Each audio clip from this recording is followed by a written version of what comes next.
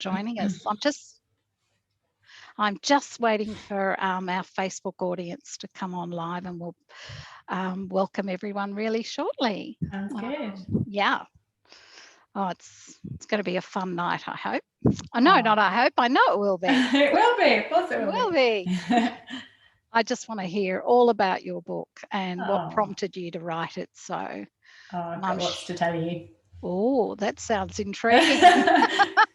Okay, well, ready to welcome everybody to our Zoom Books and Bubbles event, and we're also live streaming on Facebook, so a very warm welcome to everybody.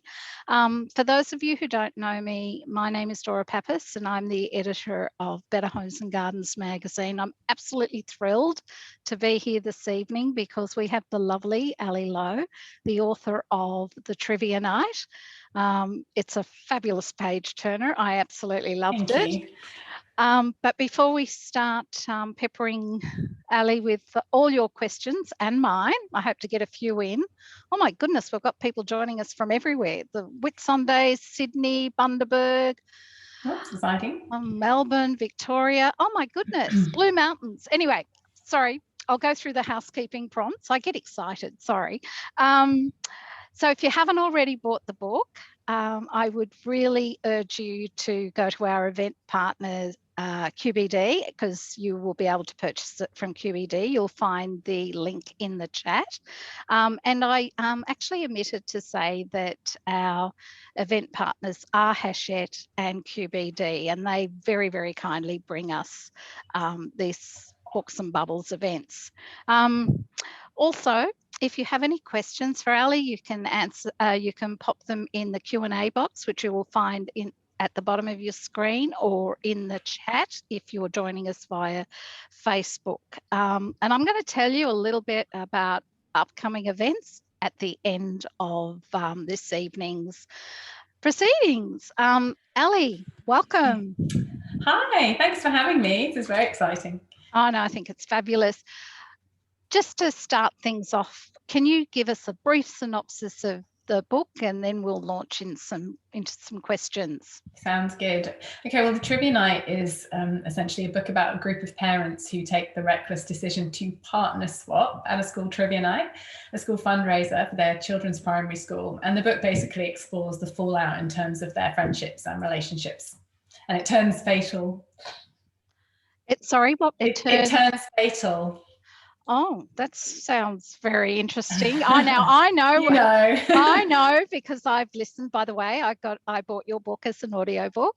I love listening to books on the way to work. So yours kept me intrigued, entertained. I found the characters really interesting.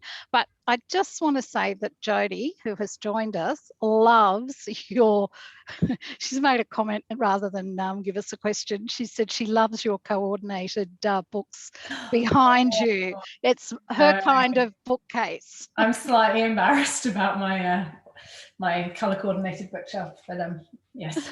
No, it's great. Hey, listen, if you read Better Homes and Gardens, we often say to colour, colour code or colour blocks. So you're right. Okay, we do have some questions. Where did the idea for the book come from? Okay, so The Trivia Night basically was inspired by a single conversation I had with a girlfriend. We went out for dinner one night, and she happened to mention, we're having sort of mum-to-mum gossip, and she mentioned that there were a few swingers at her children's primary school, so the rumour had it.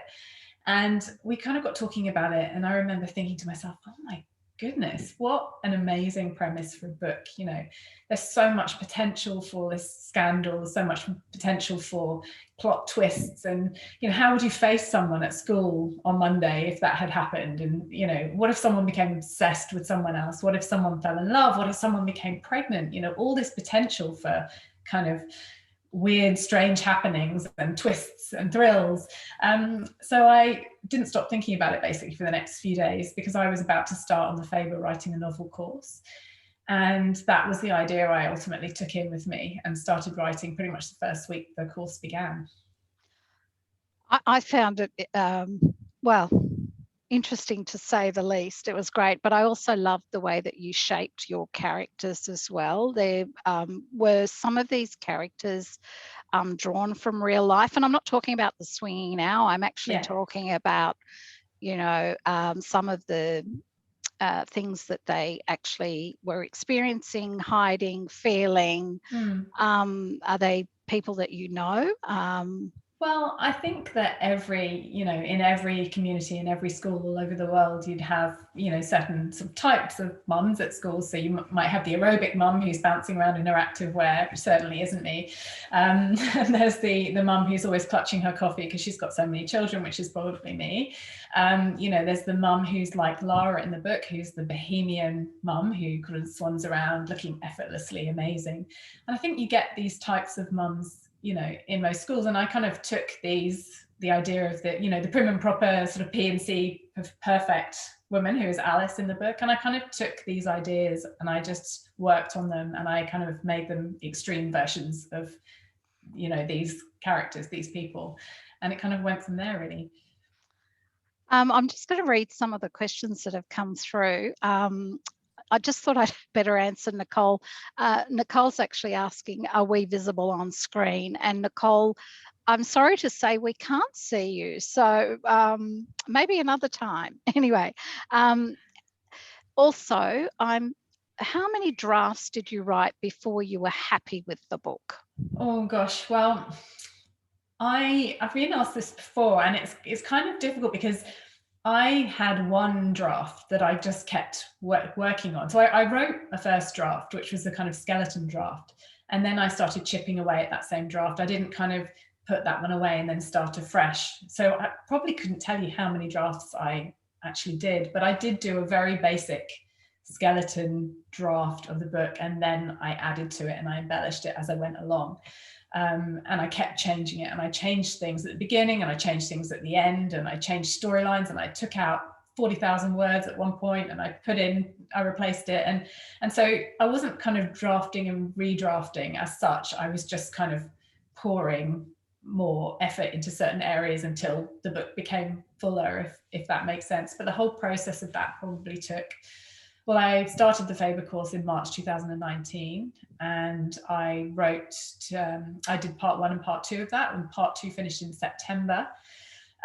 So I wrote the first draft probably in that time, maybe a little after, and then I began mentoring with my mentor, Catherine Hayman, for 3 months, which is where I kind of did the nuts and bolts of the editing and did a lot of changes in that time. And so I suppose, in that time, there were hundreds of drafts rolled into one. Sorry, I waffled on a bit then. No, it's all really interesting because everyone has different ways of writing and editing their own work as well. And it's also because you're also working with a mentor as well. You're not just working on your own. So to then sort of have to go back and rework, I think that's a real skill. And it certainly paid dividends here in this book. I think you answered this, but I will ask it anyway. How did you write to arrive at the title, The Trivia Night? Well, it actually had a different name before. It was actually called Swing, was a working title. There wasn't a title for a while, and then it was Swing, and then it changed in the process of editing in conjunction with my editor at Hodder and Staunton and Hachette in the UK. And it became The Trivia Night then. So it just kind of organically sort of changed at some point quite early on in the proceedings. It's simple but straight to the point, isn't it? Yeah. And Patricia's actually picked up on that as well. It sounds like you're originally from England, as I am. This is from Katie. Was it a tough choice whether to set your novel in the UK or Australia? Not really, because I've been in Australia now for 16 years. So I think my family would say I sound very Australian, but Aussies would say I sound very English. But so, this has been my world for the last 16 years, since 2006. And my children are at primary school here. So knowing that I was going to write about a primary school, it had to be an Australian one, really. And also Trivia Night is such a kind of an important part, it's a rite of passage for parents at primary schools over here, as you know. And so I don't think it necessarily would have worked at a UK primary school, the trivia night. It might have worked for another event at a UK primary school, but they do say you write what you know. So I guess it was quite natural that I was going to write, base my story in Australia. I'm just going to ask you a question now. Do people look at you differently when you go to trivia nights? Oh, I wondered whether this would come up. Sorry, it had to be me. Well, we haven't had, it's okay, I'll forgive you. We haven't had a trivia night since, but I've certainly had a few people saying, so, nudge, nudge, wink, wink, is it based on, you and your group of friends? And I have to, in total honesty, no, it's not. I do have a very good group of close friends at primary school, but we do not swing. We don't end up in each other's hot tubs for sure. But I did have to put a bit of a disclaimer at the back of the book in my acknowledgements and apologise to some of the husbands of my dear girlfriends who did keep saying, oh no, everyone's going to think that we're swingers now. But on the record, we're not. Not that there's anything wrong with that, of course, but no. Oh, I love it. Meg says she chose your book for her mum's group book club and she read it in 2 days. So that was fantastic. Well, she says that was great. That is lovely. I'm just going through the questions. Nicole's hilarious. Nicole, we told her that she wasn't on screen, but she's laughing because she did her hair just in case. I think. Oh no, sorry, Nicole. We'd like to see you now, Nicole.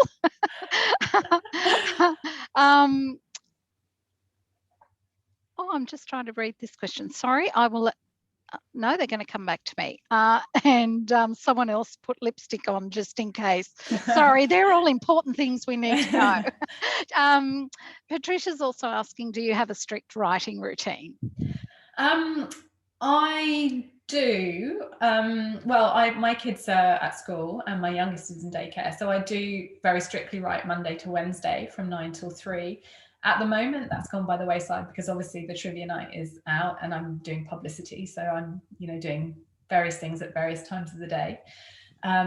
But when it's kind of quiet again, between sort of publicity and, when life is normal and COVID's not flying around rampant and I'm not homeschooling, then I do, I'm quite strict about that. So 9 to 3 I write, and I do try and grab some hours at the weekend. And my husband's very supportive and he will, take the 3 children out and off to do things if I feel like I'm behind in any way. So, but I'm quite strict. I'll go and get my coffee at 9 o'clock in the morning when I've dropped the kids, and I'll sit down and I'll have to have my coffee, have to have that verse or drink that, and then I'll just get down to it. And because I've worked in newspaper offices for so many years and magazine offices, you know what it's like, Dora, you kind of have the discipline to be able to sit and just write and write and write. And, I do actually really enjoy that kind of, 6-hour stint where I can go into my own head a bit and just knock out the words. That's right. Yes. I think it's, Shona, we've probably answered your question, which hi, Shona. I know Shona. You know Shona. Well, Shona asked, did your journalist background help you become a fast writer? And I think you semi-answered that, but if you want to add some more to that. I think another thing it helped me to do was that it kind of helped me a little bit with structure. So even though I'm used to writing, not used to writing 80,000 words features, it was more like 2,000 word max. I did sort of, I did have some kind of idea about structuring and also discipline. So like I said, I am able to kind of sit down and just get to it without distraction. I'm actually quite good at working with noise as well, because I'm so used to noisy magazine offices and noisy newspaper offices, which you'll appreciate, Dora. I do, and they're all open plan now. So, people say, oh, don't you have an office? No, I'm just out with everybody else. It's quite nice though, isn't it, to have a bit of noise so it's not too silent when you're writing. No, it's fantastic. And actually you do learn to work with noise. It's amazing how quickly you do get used to it. Yeah, definitely. They're offering us at the moment noise cancelling headphones, and I just think, why? I don't need them. Yeah. Others may. Anyway, back to the book. Katie's asking, how useful was the Faber Write Your Novel program?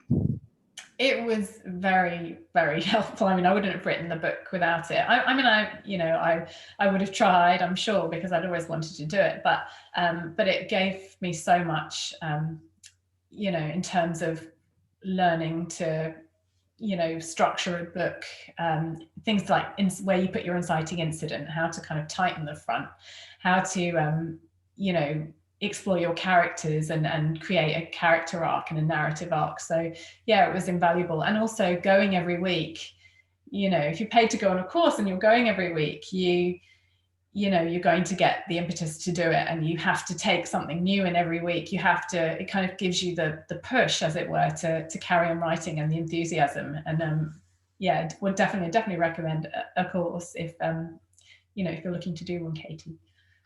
Vanessa's asking, what did it feel like when you first saw your debut book on a shelf? Did it feel how you'd expect it to? Oh my goodness. I'm speechless because I can't explain it. It was amazing. It was really incredible. Actually, on launch day, I went down to my local shopping centre and wandered around the shops just looking for it, and just a bit teary. It felt pretty good. I took my family, my husband and my kids as well, and took some photos of us. And in fact, one of the bookshops invited me to do some signing there and then, which was really cool. So I really felt like an author. But yeah, it was pretty special. Yeah, I imagine you were immensely proud, and that's a great feeling. Hold on to it. It's a lovely feeling. Thank you. Yeah, it was lovely. Megs has a couple of questions, one of which I think you've semi-answered. But if your book was being used in a trivia night quiz, what would your most curly question relating to the book be? Now that's a curly one for you. Oh gosh, hold on, say that again. Sorry, I will. I probably didn't read that properly. If your book was being used in a trivia night quiz, what would your most curly question relating to the book itself actually be? So what would your most curly question be relating to your book? Oh gosh. I don't really know. I'd want to know who got together with who, I guess. I'd want to know which couples ended up in whose hot tub, I suppose. So to speak, yeah. Yeah. Sorry, okay. That was a difficult one. That, it was a good question. It was a good question. Anne is asking, Ali, each of your characters have such distinctive voices. Did they start off distinct, or did you have to engineer that during the editing process? They didn't start out as distinct as they became. Yeah. So I started out with 4 characters, writing in the third person. So there was Amanda, Alice, Zoe, and Lara. And as the book progressed, as the first draft progressed, I kind of realized that I wasn't kind of connecting with Lara in the way that I was connecting with the other 2. So she actually came out and became an important character, but she became slightly more aloof. And then I decided to write in the voice of the 3 women. But really, it was later in the process that I, worked out what each of their sort of deep set issues were, because really what I went in with was this idea that these women were all going to do this. And I didn't want to just blame it on the fact that they had some alcohol, because, we all go to a trivia night and drink alcohol, we don't end up doing that. So it was just a process, quite a long process of working out what it was that made each one tick. Zoe, there was infertility. That was part of the issue that Zoe was going through, and she was angry with Miles. For Amanda, there was a slight lack of control. For Alice, there was this idea that she was this perfect P&C chairperson who never put a foot wrong. And as I wrote her, I just loved the idea of this unfurling, all this kind of anguish underneath the surface, just going to show that appearances can be incredibly deceptive. But yeah, they did become richer, and it's definitely Alice's past changed quite a lot as the book progressed, and as the writing of the book progressed. But as you read it, you learn what has made Alice tick. And that all came together at a later stage. Probably Zoe, I knew earlier on how she would fare and what would be her sort of issues.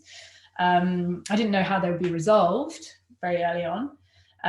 But Alice was the one that kind of came together the latest, I guess. I'm just going to ask this question. Did you have a favourite character that you actually, as you started uncovering the various layers to these women, was there a favourite there for you? Yeah, definitely. And that was Zoe. I just felt like Zoe was slightly more sort of remorseful about everything. I loved the relationship I loved writing the relationship she had with Miles, but I also really enjoyed the relationship she had with Phoebe, her sister. And it just reminded me a lot of how I would write to my own sister, you know. So I would start off an email and probably just lose consciousness of, you know, what I was writing, just this massive stream of consciousness. And I'm like that when I text my sister, and that felt very natural to me because of that sibling relationship, to be able to write that. And also I'd experienced, you know, grief personally a couple of years before I wrote the book. So there was Zoe's problems with pregnancy, and there's an issue with grief with Zoe. That all came quite naturally to me. So yeah, I kind of warmed to her the most, I suppose. I enjoyed her characters, and the character kind of problems and just the emails the most, I guess. I think for me, what came out of the book was that despite the events of the trivia night, and in spite of all their what they were hiding, I suppose, from the world, all these women, right at the end, they actually emerge, and it's quite a positive tale to tell as well. So that this sort of shocking event and, things that they would not normally do, actually, I guess they were able to put a positive spin on their own lives and their family lives as well. Yeah. So that's and I really what wanted I that. Yeah. I kind of wanted that to happen. I wanted it because, I mean, obviously at the beginning of the book, it's a story that's, focuses on, sort of petty competitions between people outside the school gates. And Amanda's come in from another school, and she's feeling like these women are all so perfect. And oh my gosh, where do I fit in? But along the line, the depth comes, and I wanted it's not to be about women pitted against each other, perhaps a little bit at the start, but I wanted it to be a story about women coming together to actually solve something. And I've got very good girlfriends in my life, and I don't have family out here, so these people are very, very, my girlfriends are very dear to me. And I couldn't almost not write a book about female friendships and how females empower each other, and I hope that comes across as the book progresses. I think it does. I'm still not quite sure about Victoria, but anyway. I should actually put a little bit of a rider on that. Obviously, I feel for her immensely and what she had been going through. However, for me, there was something that, well, we all have good and bad sides, don't we? Yeah, exactly. And I think all of the women do in the story. I think inherently they're all good, but we're all vulnerable and we all make mistakes. And I think I wanted to take a look at that. Yeah, we're all a little bit flawed somewhere along the line, aren't we? Exactly. And that's okay. Jodie's asking, did you work at a paid job as well as being a mum and all that entails at the same time as writing? Yeah, so I have been a journalist for 20 years. So I worked at OK Magazine in the UK for 6 years, and I was features editor there, and then came to Australia and was working at magazines in-house. And then when I had my first two children quite close together, I went freelance. I did actually work in-house in newspaper for a couple of years between 2 and 3. But primarily I was freelancing. And when number 3 came along, he's now 4, I was working, doing a lot of features for Mossman Daily and North Shore Times and local newspapers and magazines and stuff. That's kind of gone a little by the wayside since the trivia night, since the book deal happened, because I've been writing a second one. And I've been writing 3 days a week, so I haven't had a lot of time to freelance. But it's the good thing about freelancing is that it's always there, and you're always a journo, I guess. So I'm able to go back to it, and I will be able to go back to it, if things are quiet in Bookland or if I'm between books, or so we'll see how it goes. As far as writers' tools go, do you use the writers app Scrivener? I don't. See, I'm very, very bad at organizing my writing. I'm not a planner. I don't find it very easy to plan. And Scrivener, and I'm not very good at kind of compartmentalizing things and moving things around. So I just like to have my Word document and I just write it. And then I might think to myself, oh yes, in chapter 2, I need to go back and change that. But I'm quite happy to scroll through my document, flick through everything else, and then go back and change it. I'm not very good at it.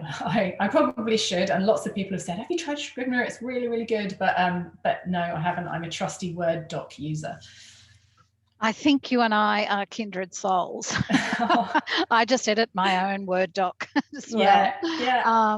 Not writing anything nearly as interesting as you, but that's the only way I know how. Pam's asking, she's only halfway through the book. Should she hang up now? Don't want to hear what happens. Well, we haven't actually said what happens yet, but I'll try and warn you, Pam, if we do. I'm sorry, I'm just scrolling through all the comments. Kim asks, when going through your draft, the skeleton of your draft after embellishing it, what kinds of things do you fine tune on a line by line level? Oh, line by line level. Oh gosh, if we're getting down to line by line, it would be things like, have I used the same word 30 times in a sentence? Which I do have a tendency to do. So when I'm doing that very last read through, that's when you kind of do the line by line stuff and you pick up things like that. The skeleton draft is very, very bare, or mine was. So I suppose when you go back and you embellish that, it's stuff like characterization and, you know, making sure that you're using the same voice, for making sure that your characters, you can distinguish them, you know. So does that sound like Amanda's chapter, or is Zoe sounding a bit like Alice there, or is that really a word that Zoe would use, or, you know, you've put speech marks in for Zoe and she's not using them on her emails, you know, and things like that. So when you get down to the nitty gritty and the fine tuning, that usually happens in the last edit, where you'll just make sure that everything is, you know, all the I's are dotted and the T's are crossed. David's actually asking, will you read an excerpt from the book tonight? He's certainly hoping so. Oh, well, that's up to you, I guess. We might go through a few more questions and maybe then we could go back to that. Just remind me, because I might forget. Jenny says, besides your conversation about swingers with a friend, have you always wanted to write a novel? Yes. So when I had my conversation about swingers with my friend, I'd already signed up for the Faber Writing a Novel course. So and to give you a bit of background, I was working as a journo, as I said, freelancing then. And my editor at the time at the Mossman Daily, Tim McIntyre, sent me an email after I'd submitted an article, and I can't remember what it was about, but it was a cover story for the Mossman Daily. And he said, have you ever thought about writing a novel? And it really, really stuck with me, that one sentence. I thought, God, you know, I have, but I've never thought, you know, really seriously about it. I've written a few chapters here, there and everywhere over the years, but I'd never done anything about it. And Tim writing that really it gave me a kick up the bum, basically.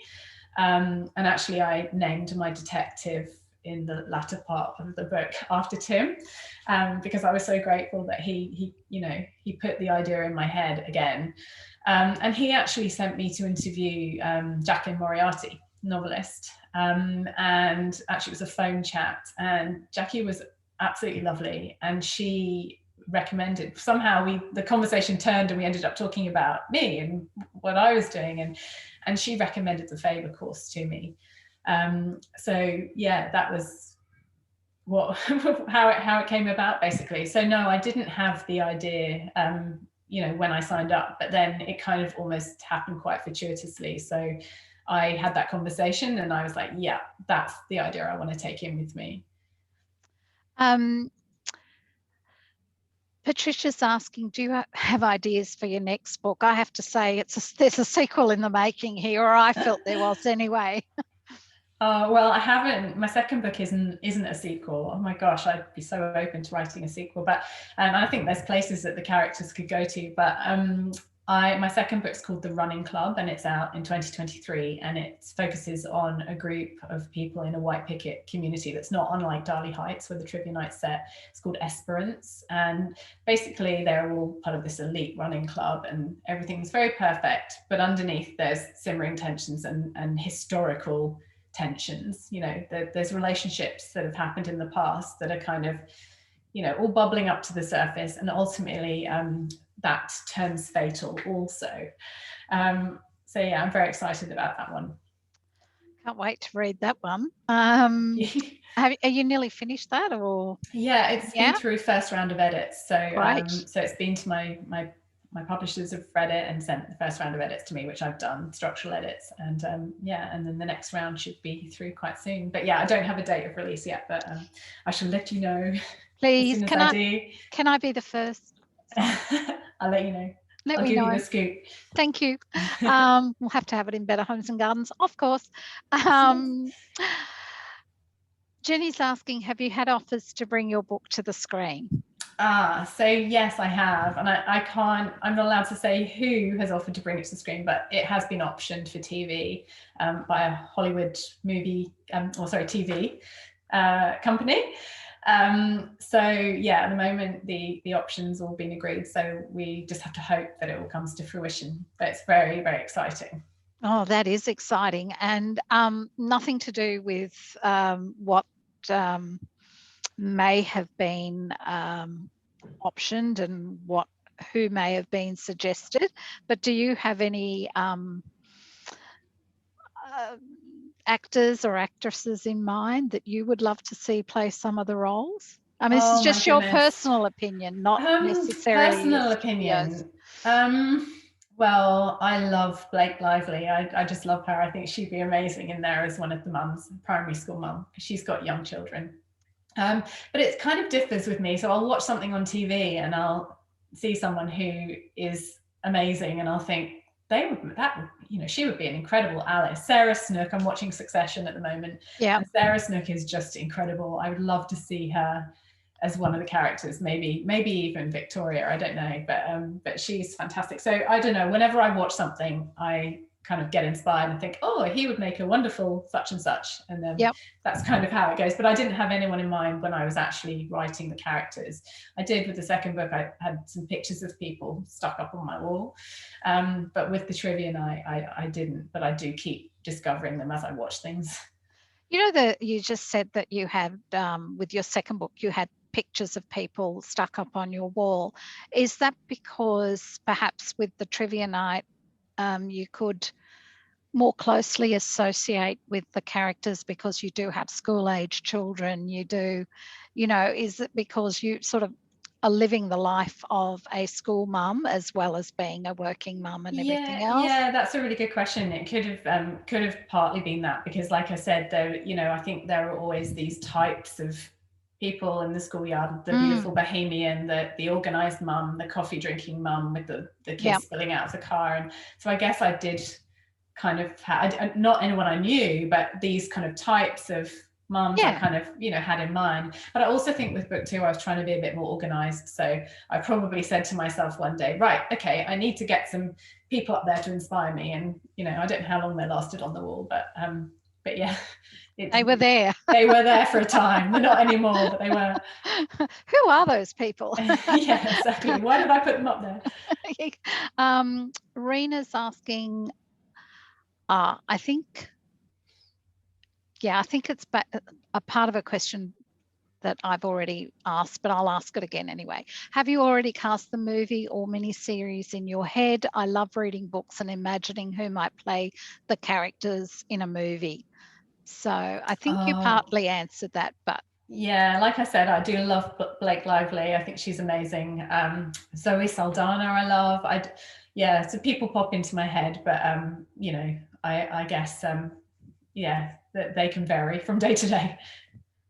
And Patricia's asking, how did you choose your characters' names? That could get tricky. I do not know. Amanda was the first one that I started writing, and I don't know why, it just popped into my head. She was Amanda. Oh gosh, that's a really good question. I do not know. I think they just popped in one day, and I'd kind of thought, oh, she seems like she might be a Lara, and she seems like she might be an Alice, or it was literally as simple as that. It wasn't for any particular reason. I'm sorry, I can't read the name properly because it's partly cut off. However, if it does go to TV, do you think it'll be set in Australia? Oh gosh, I do not know. I mean, it has been optioned by an American company, so there is the chance that it may not be, but I really couldn't tell you. It'd be nice if it was, but who knows? Who knows? Who knows? Anne saying she was so moved by the Zoe Phoebe story. It was so surprising and added great depth. And I'd have to say I absolutely agree with that as well. Thank you. Sorry. No spoilers. No spoilers. No spoilers for those who haven't read it.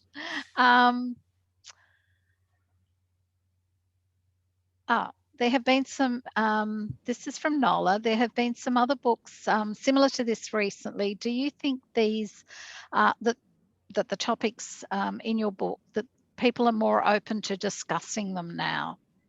Because there are some, Yeah. In terms of which topics does she mean? Is she talking about swinging or? There's a few there. Some of the problems that underlie the characters that not seem to function on a normal basis, but there's things happening underneath the surface. Yeah, well, I think we live in the age of sort of social media and everyone being quite honest, and telling, but sometimes telling strangers what's going on in their heads, and not being ashamed of problems we might be facing, and supporting one another. So I think it's there might be some quite serious topics, but they're not topics that aren't sort of addressed, as it were, if that makes sense. No, it does. Charlene's asking, can you tell us a little bit more about your next book? I can't really tell much more other than what I've said, but yeah, it is focused in this town called Esperance, and centers around this elite running club. And I got the idea from during the first COVID lockdown, when I was taking my son for walks just to get some fresh air, and saw a group of people running, sort of socially distanced running around the track, kind of like ants, and and I just remember thinking, gosh, they look like they're part of a group, and what if something happened, and what if they were part of a group where there were all these simmering tensions, and I remember coming back and saying to my husband, oh, there's something in a group of people running around a reserve, and I just had this thing in my head. I didn't know what it was, and because, like I said, I'm not a planner, I didn't really know what it was, but then it did come together as I started to write, and and it's a suburban noir, much like the Trivia Night, but different setting, different people. Shona's asking, is it true that you and your sister have the same agent? Shona knows the answer to this. Shona's being cheeky. Oh, she's fantastic. Yes, it is actually. So my sister lives in the UK. She is an amazing writer and a prolific reader as well. She's fantastic, and my agent requested to see some of the novel that my sister was writing, and signed her up as well. So yeah. So we're calling ourselves the Brontes. Not quite. No, that's fabulous. Do you have any favorite authors or books of your own that you love? So obviously I'm a big fan of Leon Moriarty, so to have that comparison was just fantastic. She's brilliant. She's the queen of suburban noir. I love Sally Hepworth. Sally Hepworth is I just love her. I think she's amazing, and I just think she's a lovely person as well. And her books are great, and to have a blurb quote from her on the front of the Trivia Night was just the ultimate thrill. And when she messaged me to give me the quote, to tell me she'd sent the quote to my publisher in the UK, I was I said to my son, oh my goodness. He was like, what what's happened, Mum? And I said, Sally Hepworth's just given me a quote. And obviously he's heard me talk about how great she is in the past. And he's 10 and he said, Sally Hepworth gave you a quote for your book. That's so cool. I was like, yes, it is. So I love those two authors. I also love Adele Parks. I love Nicola Moriarty, Burr Carroll's books, local authors. I also love Vanessa McCausland's books. I just think she has such a vivid sense of place, and produces these incredible, mysteries. I just love her books. So yeah, quite an eclectic mix, but I do love a mystery. And I grew up reading Agatha Christie novels and just devouring them as a teenager, and always loved Rebecca, which was the ultimate the original domestic noir, wasn't it? Yep. And so when I got signed my deal for the trivia night and the second and the running club, I actually bought myself an early edition of Rebecca, which was just quite an emotional moment because I just loved the book for years. So yeah. This genre of novel seems to be quite popular in the UK at the moment. Do you have any idea why? I don't know. I think maybe Australian authors are quite popular in the UK. Maybe it's because, it's a kind of beachside setting and it's maybe glamorous. I don't really know. I mean, I'm from the UK, so I'm allowed to say it's a bit rainy and bleak sometimes. Sometimes, not always. It's a beautiful country, but maybe there's that kind of sense of, when you open a book, it's escapism, and you're somewhere that's a bit more warm and surrounded by sea. Yeah. Vicky says, I like to know my characters quite well before starting to write. Is this part of your process? I think I get to know them as I'm writing, to be honest. I kind of knew Amanda and what made Amanda tick when I was writing her, but the intricacies of it came later. And the same with all of them, really. I felt like I had an idea of perhaps what they looked like, perhaps the way they spoke, but what really made them tick came out probably in the latter stages in the editing process. Meg's saying, what research? Sorry, some of the comments make me laugh. Meg's saying, what research did you do for your book? Your internet history must look very interesting. Oh, well, actually, going back to my sister, I went back to the UK in June 2019 for my sister's birthday, and I did a lot of my research into swinging from my sister's home computer in Hertfordshire in the UK. So if she ever got raided, that would be her Google history. But so all of the, what do swingers take to parties and what are the rules of swinging and stuff like that was largely researched. Well, it was researched online, and so that was all done then. But I did consult a detective for the latter stages of the book, and that research was fascinating. I spent an afternoon with a detective inspector, and she just really helped me out for the kind of stuff that needed investigating later on in the book, and that was great. A really enjoyable afternoon. I find that kind of stuff fascinating, so it's great. That's your love of mystery, obviously, as well. It is, yeah. Do you ever get to the point where characters take on their own persona to such a degree that they start to dictate their own actions outside of what you as the author wants? Not necessarily their actions, but probably the things they say, maybe. Like sometimes I was quite lost in Zoe's voice, and I, just random things would come out. And particularly, actually, when my sister read the book, she was like, oh, yeah, so some of the things that Zoe said were quite left field. But yeah, that would probably be the extent of it. What was the most exciting place for you to see your book on sale at?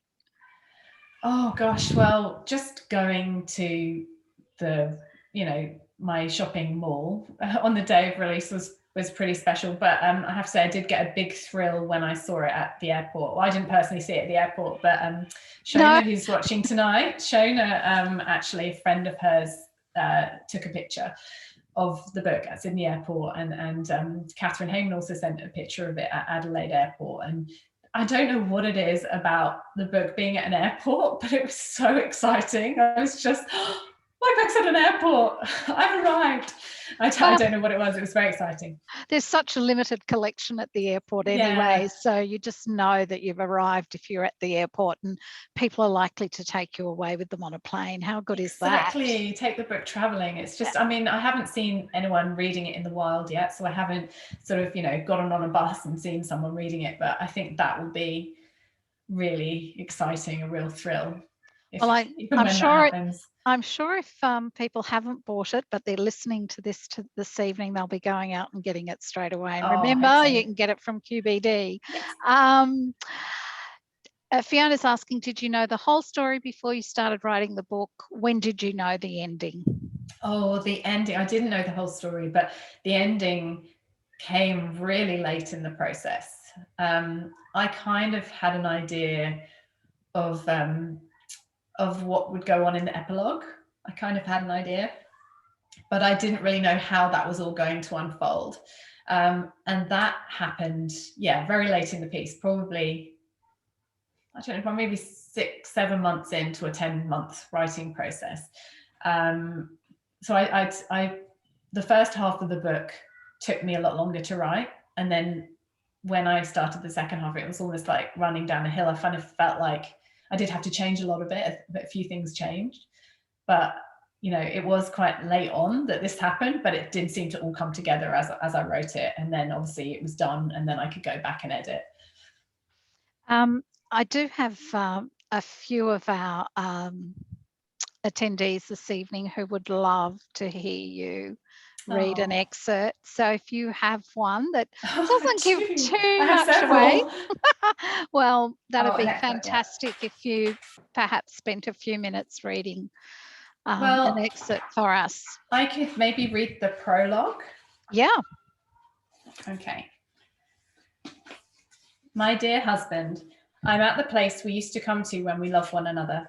Pen and paper on my knees, writing to you like I used to do back in the day. Out front, waves thump the shore, turfing out early morning surfers in their deadly roll like debris being shaken from the rug. Heads bob up, followed by black, rubber-clad bodies, invigorated by the cold and the ferocity of the swell. The dawn glitters off the ocean. How quintessentially Australian. Behind me, the residents of Darley sleep as though drugged. Soon enough, the people we used to mingle with over cocktails and finger food, the creme of Sydney's beachline peninsula, will stir in their linen-covered king beds inside Balinese-style homes, hands feeling out for switches to flood the world with artificial light until the sun makes its show.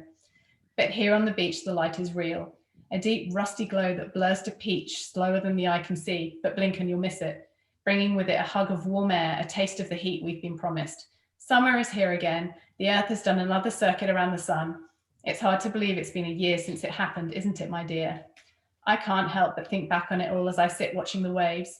Isn't the feeling of cold sand sliding through your toes positively delicious? Each grain the perfect weight and consistency to make it flow like silk, until it is ruined by the weight of water. But everything beautiful is ultimately sullied, isn't it? Like love, like marriage. Oh, I can still see it now. 8 adults, 8 responsible parents, drunk on vanity and booze, eyes greedy, limbs poised, mouths frothing with innuendo. 8 lives merging for better or worse, like globules of hot wax fusing irresistibly inside a lava lamp. There was something so utterly delicious about the predicament they were all in, and I honestly believe it would have been remiss of me not to act, especially given what I'd been through. After all, I didn't make them do what they did. I didn't force them into anything. They did all of that themselves. I just helped a little afterwards. I just made the situation work for me. And didn't it work, my darling? It worked a dream. But I do sometimes wonder how things would have gone if Amanda Blackman had never joined Darley Heights Public School, if the trivia night had been cancelled for some unforeseen reason, if they hadn't all been so selfish. Perhaps there would have been no funeral, no children standing at the foot of a polished mahogany coffin, tears spilling from woeful eyes and collecting sorrowfully at their tiny feet. I guess we will never know, my dear, will we? Yours fondly, me.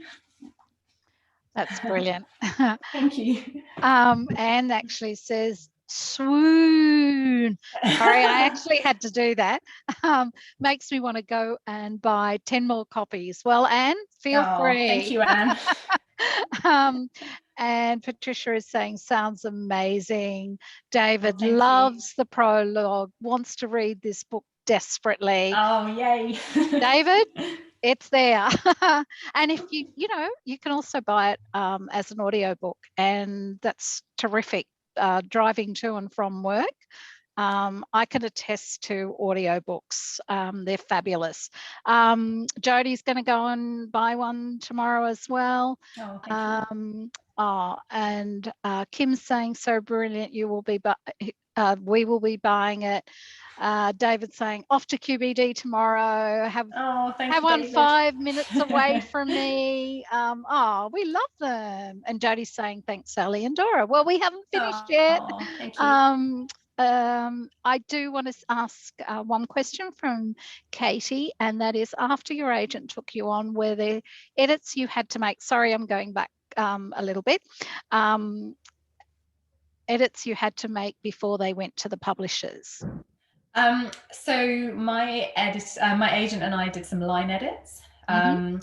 But we actually didn't do too many line edits, because at that point my agent wanted to take it to the London Book Fair, which was then ultimately cancelled because of the first COVID lockdown. So we did kind of go through and we did a few line edits, and we did a bit of tidying and tweaking. But it wasn't anything too massive, because really we wanted to get it out straight away. And she did actually get it out, although it didn't go to the London Book Fair. So yeah, but I think that's usually to be expected, that there's a few agent amends before it goes out anywhere. Fair enough. And Patricia's asking, have you read your reviews? Oh, yes, I have. And the reason why I pull that face is because I know I'm not supposed to, because most authors will say, don't read your reviews. But I have, and you know, I've had some lovely feedback, and it's been really nice, and to see that people have been enjoying it has been fantastic.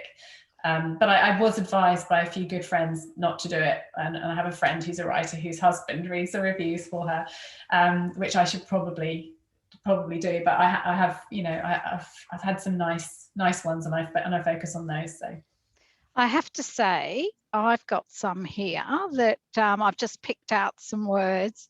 It's been variously described as perceptive, a twisty tale, deliciously naughty, suspenseful, addictive, and all too realistic. And I don't know where that person lives. But Darley Heights. Darley Heights, exactly. I have to say that when I was reading the book, that, you know, some of those streets, school names, they felt very familiar to me. Did they? Yeah. And I thought, oh my goodness, this sounds like my area. Not that there's a Darley Heights, but I did sort of combine a couple of words there, and I thought, sounds like the northern beaches of Sydney. So that was fun. Perhaps. And that was a lot of fun from my point of view, to think, oh, I wonder what's going on around here. Now you know. Now I know. Very naughty. No, not that naughty. Sorry. To what degree does the editor change your story? And that's from Di.